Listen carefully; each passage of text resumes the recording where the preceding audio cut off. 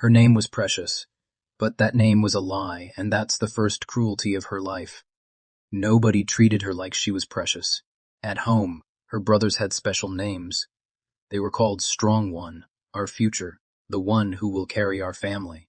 But Precious, they just called her Girl.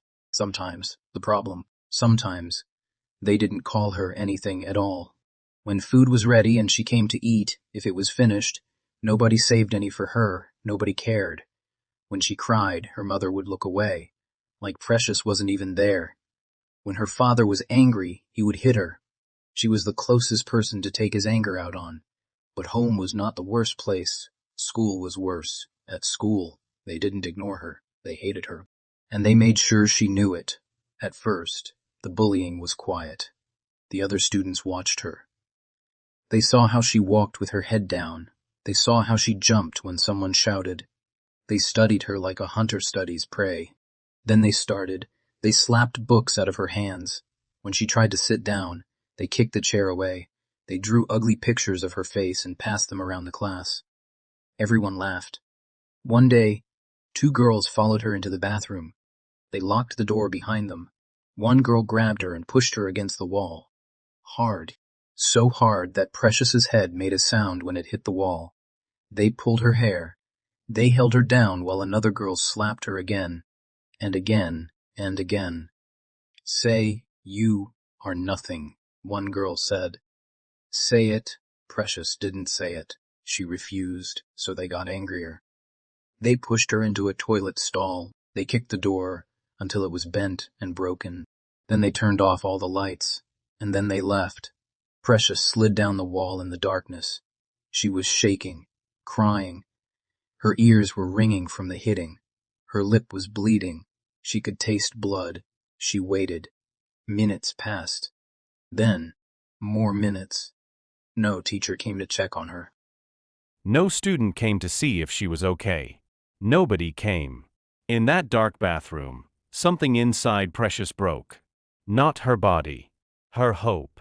All the hope she had been holding on to, that maybe tomorrow would be better, that maybe someone would care, it all died. She pressed her forehead against her knees and whispered words she didn't even know were a prayer. I don't want to be here anymore. And something heard her. Something deep underground heard those words. She pressed her forehead against her knees. That evening, Precious went home. She was limping. Her face was bruised. Her clothes were dirty. Her brother saw the bruise on her face and laughed.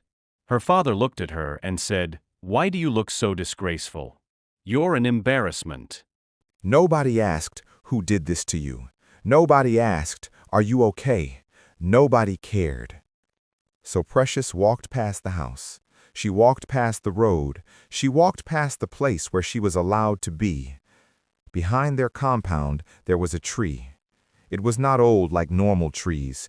It was old like a graveyard, old like death. The bark was black. It looked like burnt skin, cracked and split. The ground around it was dead, cracked, silent. Nothing grew there. People said lightning had hit the tree once. That's why it looked like that. But that was a lie. The truth was much worse. Precious fell down at the roots of the tree. She was crying, but quietly. She didn't want anyone to hear her. Her stomach hurt from hunger. She hadn't eaten all day. Her chest hurt from sadness and anger. Then she smelled something. It smelled like metal. Like blood. But also sweet. But also wrong. She looked up. Hanging from a low branch was a fruit. It was dark red.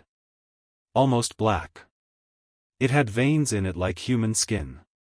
Like it was alive. When her fingers touched it. Then a voice came. Not from above. From below. From underground. You were broken carefully, the voice said. Precious froze. She couldn't move.